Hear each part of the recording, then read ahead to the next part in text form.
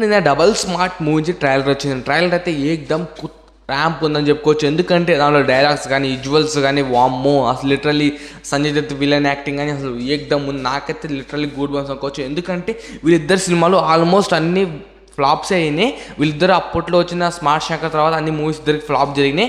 లైగర్ కానీ స్కంద మూవీస్ కానీ ఫ్లాప్. వీళ్ళిద్దరు కాంబోలో అయితే మూవీ అసలు ఎలా ఉండబోతుందంటే, ఎందుకంటే ఆ స్లాంగ్ వల్లే అట్రాక్ట్ అయ్యాము మనం. అసలు మూవీ అంత స్టోరీ లేకపోయినా ఆ రామ్ స్లాంగ్ వల్లే మనం అంత అట్రాక్ట్ అయ్యాము మూవీ. కాబట్టి మూవీ మీద ఇంకా హైప్ అయితే మామూలు. ఎందుకంటే స్టోరీలో ఆ గ్రెనేడరీస్ని పెడతా అసలు ఆ డైలాగ్స్ ఏంది భయ, ఆ బూతులు కానీ అసలు విజువల్స్ కానీ. మన దాంట్లో కామెడీ థింక్ ఏంటంటే మన ఆలీ గారు అసలు ఆ అడవి ప్రాంతం వేషం నాకు బాగా నచ్చింది. అది కూడా ఒక ప్లస్ పాయింట్ అనుకోవచ్చు మూవీకి.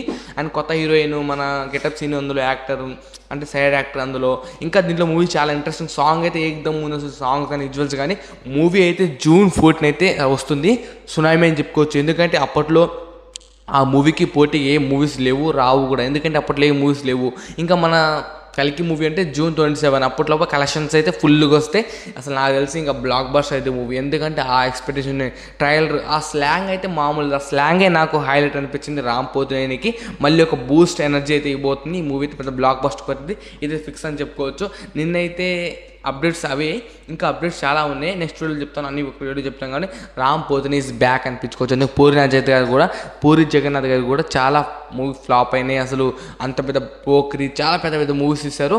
అలాంటి మూవీస్ ఇచ్చిన డైరెక్టర్ ఇప్పుడు ఎవరు దేకట్లేదు. రామే దేకాడు. ఇప్పుడు వాళ్ళిద్దరు కాంబో మూవీ రాబోతుంది. మరి చూద్దాం మూవీ ఎలా ఉండబోతుందో. I'm eagerly waiting. టీజర్ కోసం వెయిటింగ్.